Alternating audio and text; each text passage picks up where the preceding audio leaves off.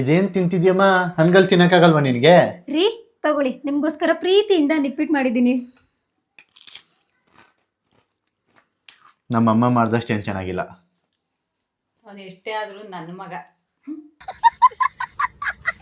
ಸ್ವಾತಿ, ನಮ್ಮ black shirt ಎಲ್ಲ ಇಲ್ಲ ಇದೆಯಲ್ಲ ನೋಡಿ, ನಾನು ಬಟ್ಟೆಗಳನ್ನ ಎಷ್ಟು ನೀಟಾಗಿ ಜೋಡಿಸಿದ್ದೀನಿ ಅಂತ. ನಿಮ್ಮ ಪ್ಯಾಂಟೇ ಸಪ್ರೇಟಾಗಿ ಜೋಡಿಸಿದ್ದೀನಿ, ನಿಮ್ಮ ಶರ್ಟೇ ಸಪ್ರೇಟಾಗಿ ಜೋಡಿಸಿದ್ದೀನಿ. ಹೀಗೆ ಎಷ್ಟು ನೀಟಾಗಿ ಕಾಣಿಸ್ತಿದೆ ಅಲ್ವಾ? ಎಷ್ಟೇ ಆದರೂ ನಮ್ಮಮ್ಮ ನನಗೇನೇನು ಬೇಕು ಎಲ್ಲೆಲ್ಲಿ ಇರಬೇಕು ಅಂತ ನೀಟಾಗಿ ಜೋಡಿಸಿಡೋರು. ನಮ್ಮ ಅಮ್ಮನಷ್ಟೇನು ಚೆನ್ನಾಗಿ ಜೋಡಿಸಿಲ್ಲ. ಎಷ್ಟೇ ಆದರೂ ನನ್ನ ಮಗ ಅವನು. ರೀ ತಗೊಳ್ಳಿ, ನಿಮ್ಗೋಸ್ಕರ ಪ್ರೀತಿಯಿಂದ ಈ ಶರ್ಟ್ ತಗೊಬಂದಿದ್ದೀನಿ. ಶರ್ಟ್ ಏನೋ ಚೆನ್ನಾಗಿದೆ, ಆದರೆ ನಮ್ಮಮ್ಮ ಕೊಡಿಸಿರೋಷ್ಟು ಚೆನ್ನಾಗಿಲ್ಲ. ಈ ಶರ್ಟ್ ಇದೆಯಲ್ಲ ನಮ್ಮಮ್ಮ ಕೊಡಿಸಿದ್ದು 2 ವರ್ಷದಿಂದ, ನೋಡು ಹಂಗೆ ಇದೆ.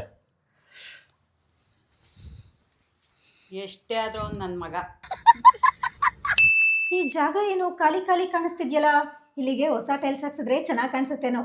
ಈಗಲೇ ಚೇಂಜ್ ಮಾಡ್ಸೋಣ. ನಾನು ಈ ಗೋಡೆಗೆ ಹೊಸ ಟೈಲ್ಸ್ ಹಾಕಿದ್ದೀನಿ, ಎಷ್ಟು ಚೆನ್ನಾಗಿ ಕಾಣಿಸ್ತಿದೆ ಅಲ್ವಾ?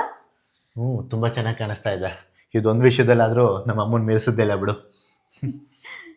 ಕೊನೆಗೂ ನನ್ನ ಗಂಡಂಗೆ ನಾನು ಮಾಡಿದ ಒಂದು ಕೆಲಸನಾದ್ರೂ ಇಷ್ಟ ಆಯ್ತಲ್ಲ, ಅಷ್ಟೇ ಸಾಕು. ಹಲೋ, ಏನು ಅಂತ ಹೇಳಿ ನನ್ನ ಮಗ ಮದುವೆ ಆದಮೇಲೆ ನನ್ನ ಮಾತೇ ಕೇಳ್ತಾ ಇಲ್ಲ. ಅವಳು ಮಾಡಿದ ಅಡುಗೆನೇ ಊಟ ಮಾಡ್ತಾನೆ, ಅವಳು ತಂದು ಸೆರಟೆ ಹಾಕತ್ತಾನೆ.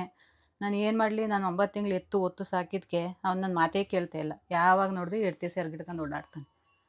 ಏನು ಮಾಡೋಕ್ಕಾಗಲ್ಲ, ಅವ್ರಿಗೆ ಚೆನ್ನಾಗಿರ್ಲಿ ಬಿಡು. ಹೌದು, ಅದಕ್ಕೆ ನಾನು ಸುಮ್ಮನೆ